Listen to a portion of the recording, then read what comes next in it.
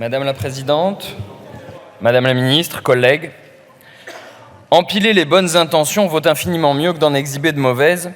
C'est ce qu'ont dû se dire les auteurs de ce texte bizarre et emphatique qui condamne l'invasion de l'Ukraine par la Russie et les crimes que cette dernière y commet.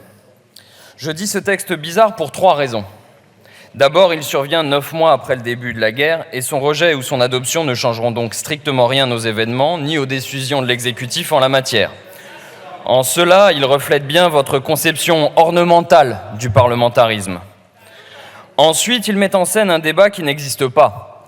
Pour nous, l'affaire est entendue de longue date. Oui, la Russie est coupable d'une guerre d'agression contre l'Ukraine, au cours de laquelle elle brise successivement presque tous les tabous du droit international.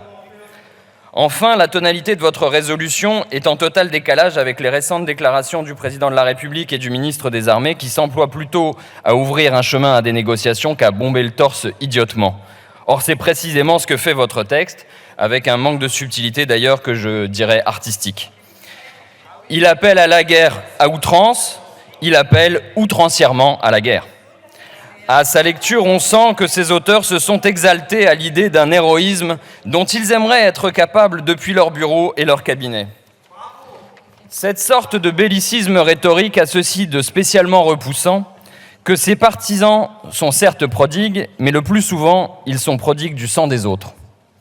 Le pathos de votre résolution parvient même à occulter l'authentique tragédie humaine à laquelle il prétend nous rendre sensibles, le sort du peuple ukrainien accablé par la guerre en cours.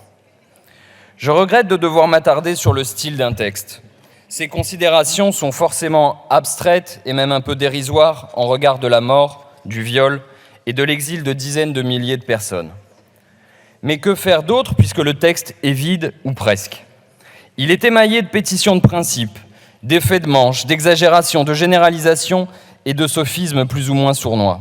Vous avez lâché la bride à l'émotion et la raison se traîne loin derrière. Sur la guerre en Ukraine, il y avait pourtant tellement à dire. Il y a tant de questions qui demeurent en suspens. Pourquoi se contenter d'un propos si étroit et sans nouveauté ? Ne voyez-vous donc aucune difficulté aux choix qui ont été faits depuis le 24 février ?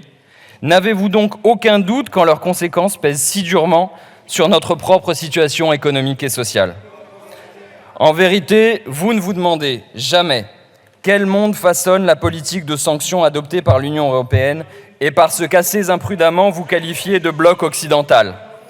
Vous ne vous demandez jamais pourquoi tant d'États réputés amis ont manifesté de si grandes réserves devant cette stratégie. Pas une fois non plus, vous ne feignez même de vous demander à quelles conditions la guerre pourrait cesser, ni à quelles conditions, surtout, elle pourrait ne pas revenir. Nulle part vous ne dites d'où vient l'impuissance de l'ONU et du droit international. Serait-ce parce que notre allié états-unien porte une responsabilité décisive dans cet état de fait en ayant par exemple envahi l'Irak ? Ou bien nous-mêmes en ayant fait une guerre illégale en Libye ?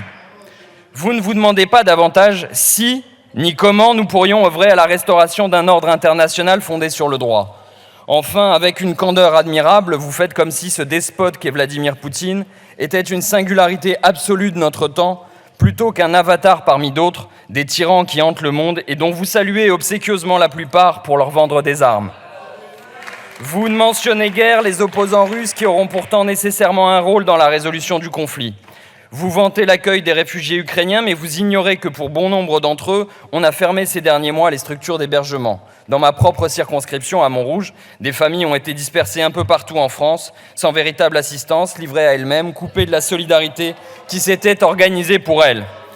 Enfin, vous nous servez le catéchisme ordinaire et contradictoire selon lequel l'Europe doit devenir une puissance souveraine et que cela sera possible si sa sécurité est assurée par l'OTAN.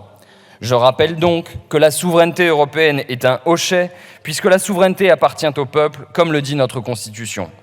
En outre, la prépondérance des États-Unis dans l'OTAN interdit d'imaginer une quelconque souveraineté à l'entité qui lui délèguerait le soin de sa sécurité.